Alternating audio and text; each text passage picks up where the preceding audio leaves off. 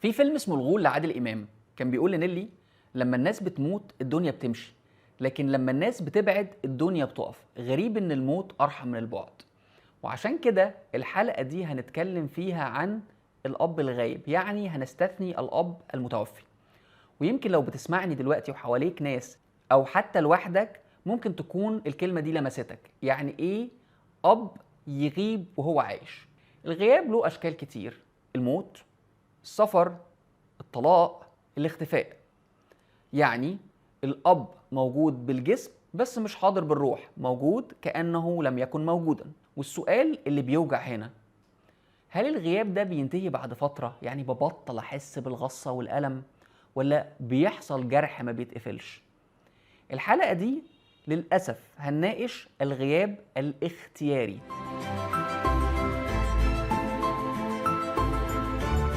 في أشكال كتير للغياب زي ما قلنا. واحد، إنه الأب يكون غايب بالطلاق أو بالهجر، يعني ساب البيت ومشي. الصعب في الحالات دي إنه الطفل اللي أبوه مات بيبقى شايف إنه قدر اتاخد، وحتى لما عقله بيصور له إنه هو مشي ليه؟ هو خلفني ليه؟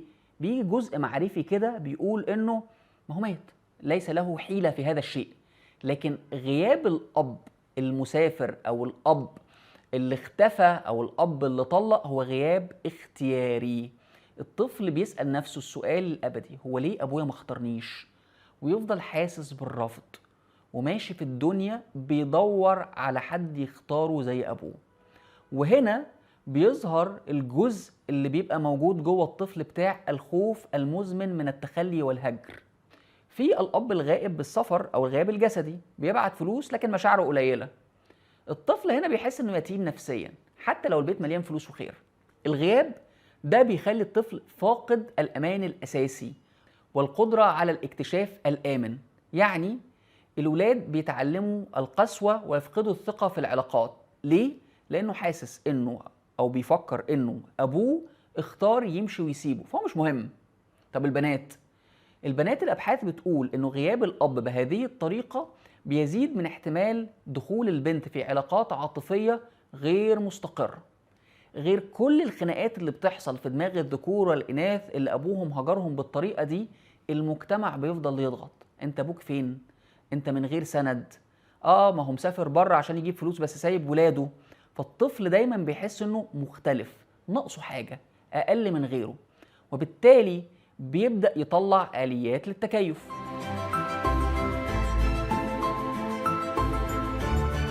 فبعض الأطفال بيخلقوا الأب البديل: جد، عم، أخ، مدرس، أو حتى بطل في فيلم.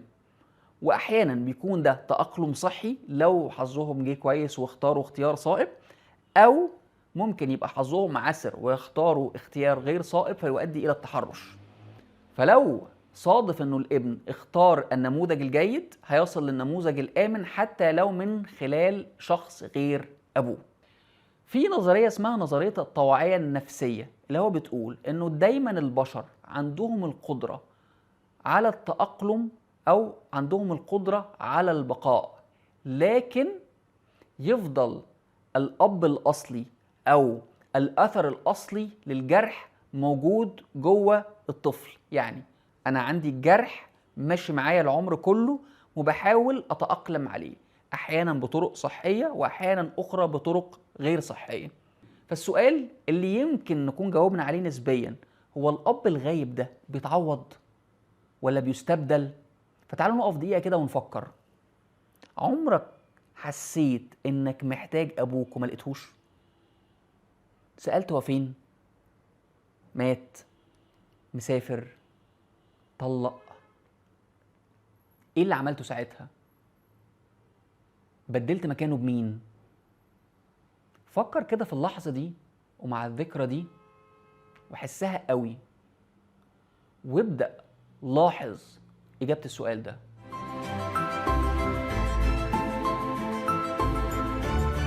زي ما قلنا الموت غياب حتمي، بيبقى فيه حزن، بيبقى فيه ألم، لكن في جزء معرفي بيقول هو ما اختارش يسيبني، ينفع أصبر نفسي بيه. حتى لو بيجيلك الأسئلة بتاعت: ما هو لما كان عارف إنه هيموت عشان عيان خلفني ليه؟ ولكن الجرح بجد اللي ملوش حل او حله بيكون مؤلم للغاية، الطفل اللي ابوه كان موجود وواصل له انه مش مهم كفاية. اللي بالمناسبة كتير من الابهات لما بيقوم بهذا الشيء انه يبقى غايب ما بيبقاش قصده يجرح ابنه. ينفع تبقى ظروف صعبة، ينفع كان عنده مرض مؤلم، ينفع العلاقة الزوجية نفسها كانت تستحيل فيها العشرة، او انه الاب ده حتى مش قادر يختار غير انه ينجو بنفسه. وقتها كان بيفكر كده.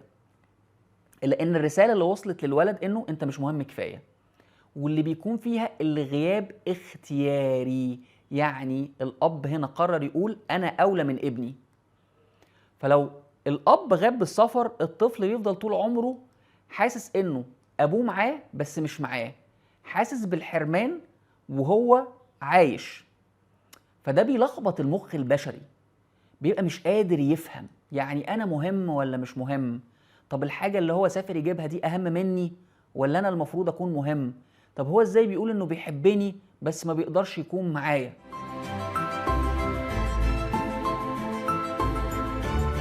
وبالتالي الحل بيكون في الوعي، والحل بيكون في العلاج. اني اعترف اني مجروح، وان اول خطوة للشفاء اني ابقى عارف انه غياب الاب مش خطأي، ده ما كانش خطأي كابن.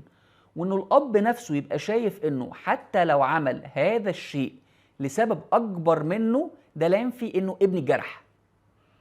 ودي بداية بناء الصورة الصحية، ان احنا نقطع الخط او الفكرة اللي بتقول انه لو انت ابوك غايب يبقى انت ما تستحقش الحب. لا، انت تستحق، وابوك كمان بالمناسبة يستحق. الاب الغايب مش مجرد مكان فاضي على السفرة، هو جرح بيكبر معانا كل يوم. ولكن الجرح ده ممكن يتحول من علامة لدرس، من نقطة ضعف لنقطة قوة، لما انت تقرر. اي اب او ام حاضر وعايش عنده فرصة انه يفتح صفحة جديدة مع ابنه دلوقتي، النهاردة، في اللحظة دي. ارفع سماعة التليفون واعتذر عن اللي حصل حتى لو كان له منطق. وانت اعمل اللي عليك وشوف اللي موجود حتى لو الجرح لسه موجود. شوف هنا ودلوقتي ابوك بيحاول يقدم لك ايه. شوف السند والونس اللي موجود دلوقتي.